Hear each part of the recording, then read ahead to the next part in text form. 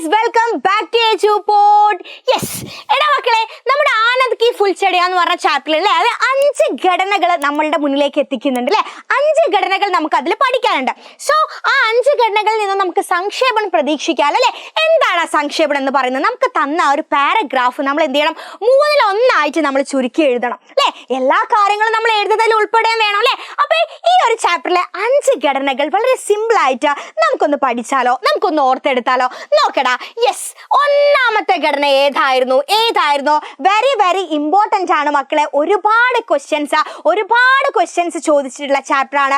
കഴിഞ്ഞ വർഷത്തെ question paper എടുത്താൽ എൻ്റെ മക്കൾക്ക് കാണാം, ഒരുപാട് ക്വസ്റ്റ്യൻ, അതായത് വളരെ കൂടുതൽ ക്വസ്റ്റ്യൻസ് വന്ന ഒരു ചാപ്റ്റർ എന്ന് പറയുന്നത് ഇതാണ്.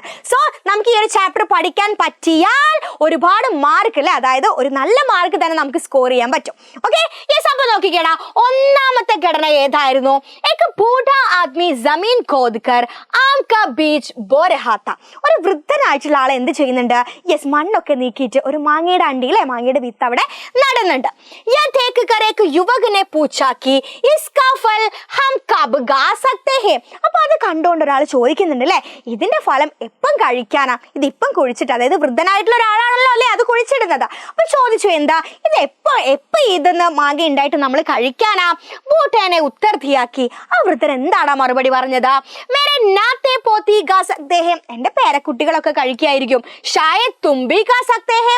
നിനക്കും ചിലപ്പോൾ എന്ത് ചെയ്യാൻ പറ്റും, കഴിക്കാൻ പറ്റും. ഹമാരെ പൂർവജോ മേ ദൂസരോं का सुख और आनंद पहुंचाने की ऐसी മനോവൃത്തി थी. അപ്പൊ നമ്മുടെ പൂർവികരല്ലേ, നമുക്ക് മുന്നേ ഉള്ള ആളുകൾ എന്താ, ഒന്നും വേണ്ട, ഇനി ഭാവി തലമുറയ്ക്ക് ഒന്നും വേണ്ട എന്ന് വിചാരിച്ചിരുന്നെങ്കിൽ നമുക്ക് ഇന്ന് പലതും കിട്ടൂല അല്ലേ. അപ്പൊ അവരങ്ങനെ ചെയ്തത് കൊണ്ടാണ് നമുക്ക് ഇന്ന് ഈ ഒരു സുഖ സൗഭാഗ്യങ്ങളൊക്കെ കിട്ടുന്നത്. ഓക്കെ, യെസ്, ഇതാണ് നമ്മുടെ ഒന്നാമത്തെ ഘടന എന്ന് പറയുന്നത്. വളരെ ചുരുങ്ങിയ രീതിയിൽ മുഴുവൻ കാര്യങ്ങളും നമ്മൾ പഠിച്ചല്ലോ അല്ലെ. അപ്പൊ ഈ ഒന്നാമത്തെ ഈ ഒരു ഭാഗം നിങ്ങൾ നിർബന്ധമായിട്ടും പഠിക്കണം. രണ്ടാമത്തെ ഘടന ഏതാണ് രണ്ടാമത്തെ ഘടന? നോക്കിക്കേ, एक वृद्ध संबद्ध महिला रेलगाड़ी से यात्रा करते समय खिड़की के पास बैठकर अपनी मुट्ठी से कुछ चीजें बाहर फेंक रही थी. അപ്പൊ എന്താ, ഒരു സ്ത്രീ എന്താണ് റെയിൽഗാഡിയിലെ ട്രെയിനിൽ ഇങ്ങനെ പോകുന്ന സമയത്ത് അവരുടെ കൈ ഇങ്ങനെ ചുരുട്ടി പിടിച്ചിട്ട് പുറത്തേക്ക് എന്താ കുറച്ച് സാധനങ്ങൾ ഇങ്ങനെ വലിച്ചെറിയുന്നുണ്ട് അല്ലെ. യെസ്, സഹയാത്രിനെ പൂച്ച. അപ്പൊ അത് കണ്ട സമയത്ത് അല്ലെ, അത് അവരുടെ കൂടെ യാത്ര ചെയ്യുന്ന ഒരാൾ ചോദിച്ചു, എന്താണ്? ഉസ്നെ ബത്തായാ കി യേ ഫൂലോ ഓർ ഫലോ കി ബീജ് ഹേ. അപ്പൊ അത് എന്താണെന്ന് ചോദിച്ച സമയത്ത് പറഞ്ഞു, എന്താ, അത് കുറച്ച് പൂവിന്റെയും അതുപോലെ എന്താണ് പഴങ്ങളുടെയൊക്കെ വിത്താണ്. ഉൻകാ വിശ്വാസ് താക്കി ഉൻമേ സേ കുച്ച് ജഡ് പക്കഡ് ലേങ്കെ ഓർ ദൂസരോं का फायदा होगा.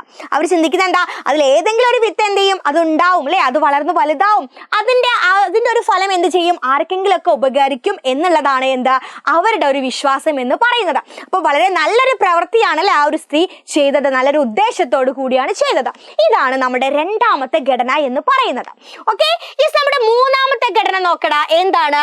യെസ്, അമേരിക്ക കെ പ്രസിഡന്റ് ബെഞ്ചമിൻ ഫ്രാങ്ക്ലിൻ കെ പാസ് മദദ് മാംഗനെ കെ ലിയെ ഏക് ഗരീബ് വിദ്യാർത്ഥി ആയ അല്ലേ. അപ്പൊ അമേരിക്കൻ പ്രസിഡന്റ് ആയിട്ടുള്ള ആരുടെ അടുത്തടാ? യെസ്, നമ്മുടെ ബെഞ്ചമിന്റെ അടുത്ത് എന്താണ് സഹായം അഭ്യർത്ഥിച്ചുകൊണ്ട് ഒരു കുട്ടി വരാണ്.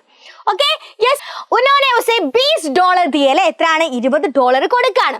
പഠായി പൂർത്തി കർക്കെ വിദ്യാർത്ഥി റഖ്മെ ലൗട്ടാനെ ആയേ തോ ഉന്നോനെ സ്വീകാർ നഹി കിയ. അങ്ങനെ പഠനമൊക്കെ പൂർത്തിയാക്കിയതിനു ശേഷം ആ ഒരു പണം തിരികെ നൽകാൻ വേണ്ടി വിദ്യാർത്ഥി എത്തിയ സമയത്ത് അദ്ദേഹം അത് സ്വീകരിക്കുന്നുണ്ടോ? ഇല്ല, അദ്ദേഹം അത് സ്വീകരിച്ചില്ല. ഉസേ ഉസ്കെ പാസ് രഖ്കർ ദൻ ജറൂരത് മന്ദോं को देने को कहा. ഒരുപാട്, അതായത് ഇവൻ ആവശ്യമുള്ള സമയത്ത് പ്രസിഡന്റ് അത് നൽകിയില്ലേ, അതുപോലെ ആ ഒരു പൈസക്ക് ആവശ്യക്കാരുണ്ടാവും, അവരിലേക്ക് അത് എത്തിക്കാൻ വേണ്ടിയിട്ട് ആ കുട്ടിയുടെ അടുത്ത് പറയാണ്. ആജ് ഭി വഹ് രഖം അമേരിക്കക്കോ ജറൂരത് മന്ദോं के हाथों में घूम रही है. ഇന്നും എന്താണ് അവിടെ ഈ പൈസ എന്താണ് ഒരുപാട് ആവശ്യക്കാരുടെ കൈകളിലേക്ക് ഇങ്ങനെ മാറി അതായത് ഇങ്ങനെ ചുറ്റിക്കറങ്ങിക്കൊണ്ട് പോവുകയാണെന്നാണ് പറയുന്നത്. യെസ്, അപ്പൊ എന്താണ്, ഇതൊരു മാതൃകാപരമായിട്ടുള്ള ഒരു കാര്യമാണ് അല്ലെ അദ്ദേഹം അന്ന് ചെയ്തത്. ഓക്കെ, നാലാമത്തെ ഘടന ഏതാടാ? നോക്കിക്കേ, യെസ്, ലേഖക് മുംബൈ ജാ രഹാ താ അല്ലെ. ലേഖകൻ എവിടെ പോവാണ്? മുംബൈയിൽ അല്ലെ. പോയിക്കൊണ്ടിരിക്കുന്ന സമയത്ത് ലഡായി കെ കാരൻ ഗാഡിയോं की संख्या कम कर दी थी. അപ്പൊ യുദ്ധം നടക്കായതുകൊണ്ട് ട്രെയിനുകളുടെ എണ്ണം വളരെ കുറവായിരുന്നു. इसलिए टिकट लेने के लिए लोगों की भीड़ थी. അതുകൊണ്ട് തന്നെ ടിക്കറ്റ് എടുക്കാൻ എന്താ ഒരു വലിയ ഒരു തിരക്ക് തന്നെ അവിടെ ഉണ്ടായിരുന്നു. यात्रियों का परिहास काम की तनाव आदि के कारण टिकट बाबू परेशान था അല്ലെ. അപ്പൊ എന്താണ് ടിക്കറ്റ് കൊടുക്കുന്ന ആളുണ്ടല്ലോ, ഈ ആളുകളുടെ പരിഹാസം ഉന്തും തള്ളും അവരുടെ വായിൽ കേൾക്കുന്നതൊക്കെ കേൾക്കണം അല്ലെ, അത്രയും ആളുകളുണ്ട്, അവരിലേക്ക് ടിക്കറ്റ് എത്തിക്കണം അല്ലെ. അപ്പൊ ആ സമയത്ത് നോക്കിക്കേ, ലേഖകക്കെ സഹാനുഭൂതി കെ ശബ്ദോനെ ടിക്കറ്റ് ബാബു പർ അസർ പട. ആ സമയത്ത് ലേഖകൻ സംസാരിച്ചില്ല, അവരുടെ ബുദ്ധിമുട്ടൊന്ന് നിങ്ങൾ മനസ്സിലാക്കൂ, അവർക്ക് ഇത്രയും പേർക്ക് ടിക്കറ്റ് കൊടുക്കേണ്ട ആ ബുദ്ധിമുട്ടൊന്ന് നിങ്ങൾക്ക് മനസ്സിലാക്കിക്കൂടെ എന്ന് അദ്ദേഹത്തോട് പറഞ്ഞ സമയത്ത്, ആളുകളോട് പറഞ്ഞ സമയത്ത് എന്താണ്, വഹു ഉത്സാഹ ടിക്കറ്റ് കാട്ട്കർ ഭീഡ് ചാണ്ട്ന ശുരു കിയ. അത് കേട്ട സമയത്ത് എന്താണ്, അദ്ദേഹത്തിന് വളരെ സന്തോഷം വരികയാണ് അല്ലെ. പിന്നീട് എന്ത് ചെയ്തു, അദ്ദേഹം വളരെ ഉത്സാഹത്തോടു കൂടി പെട്ടെന്ന് എന്ത് ചെയ്തു, ടിക്കറ്റ് ഒക്കെ ആളുകൾക്ക് കൊടുക്കാൻ തുടങ്ങി. ആ ഒരു ചെറിയ വാക്കിലൂടെ അദ്ദേഹത്തിന്റെ ആ സമയം വരെ അദ്ദേഹം അനുഭവിച്ച ആ ഒരു പ്രശ്നം അല്ലെ, പരിഹാസമൊക്കെ എന്താ വളരെ വളരെ നല്ല രീതിയിൽ അദ്ദേഹം കൈകാര്യം ചെയ്തു. വീണ്ടും വളരെ ഉത്സാഹത്തോടു കൂടി എന്ത് ചെയ്തു, അദ്ദേഹം ടിക്കറ്റ് ആളുകളിലേക്ക് എത്തിച്ചു. ഇതാണ് നാലാമതായിട്ടുള്ള നിങ്ങളുടെ ഘടന. ഓക്കെ, അഞ്ചാമത്തേത് ഏതാടാ, സുഖ് ഓർ ആനന്ദ് കാ അനുഭവ് അല്ലെ. സുഖ് ഓർ ആനന്ദ് കാ അനുഭവ് ഏതാ നോക്കിക്കേടാ. ഏക് ബാർ ലേഖക ബാങ്ക് അപ്ന ഹിസാബ് ഖോൽനെ കെ ലിയെ ഗയ. ലേഖകൻ ഒരിക്കൽ എന്താണ്, ബാങ്കിൽ തന്റെ അക്കൗണ്ട് ഓപ്പൺ ചെയ്യാൻ അല്ലെ, അക്കൗണ്ട് തുറക്കാൻ വേണ്ടി പോവാൻ സമയത്ത് നോക്കിക്കേടാ, ഉനോനെ ദേക്കാക്കി. അദ്ദേഹം നോക്കി കണ്ട എന്താണ് അദ്ദേഹം കണ്ടത്, ബാങ്ക് ക്ലർക്ക് കി ഹസ്തലിപി ബൗത്ത് സുന്ദർ ഹെ. ബാങ്കിലെ ക്ലർക്കിന്റെ ആ ഒരു ഹാൻഡ് റൈറ്റിംഗ് എന്ന് പറയുന്നത് എന്താണ്, വളരെ മനോഹരമാണ്, നല്ല വൃത്തിയിൽ അദ്ദേഹം എഴുതുന്നുണ്ട്. ഉനാനെ ഉൻകി ഹസ്തലിപിക്ക് പ്രശംസാക്കി. അങ്ങനെ ഇദ്ദേഹം എന്ത് ചെയ്തു, ലേഖകൻ ആ ക്ലർക്കിനോട് പറഞ്ഞു, നിങ്ങളുടെ എഴുത്ത് അടിപൊളിയാണ് കേട്ടോ, കൈയക്ഷരം അടിപൊളിയാണ്, ഹാൻഡ് റൈറ്റിംഗ് അടിപൊളിയാണെന്ന് പറഞ്ഞു. ക്ലർക്ക് കോ ഖുഷി ഹുയി. ആ ക്ലർക്കിന് വളരെ സന്തോഷമായി. ലേഖക കോ ബി പ്രസന്നത ഹുയി. അത് കണ്ട സമയത്ത് എന്താ, ലേഖകനും സന്തോഷമായി.